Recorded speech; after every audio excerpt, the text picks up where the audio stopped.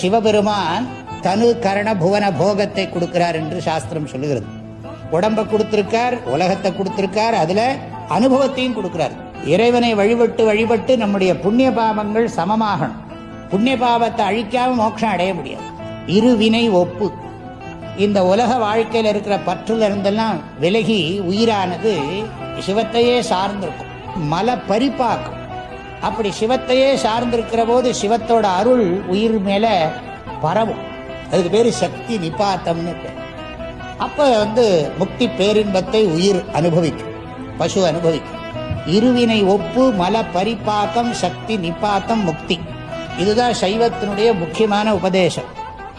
கண்ணுதலான் தன்கருணை கண்காட்ட வந்தெய்தி எண்ணுதற்கு எட்டா எழிலார் கடலிறைஞ்சி விண்ணிறைந்து மண்ணிறைந்து மிக்காய் விளங்கொழியாய் எண்ணிறந்தெல்லை இலாதானே நின் பெரும் சீர் பொல்லா வினையேன் புகழுமாறு ஒன்று அறியே.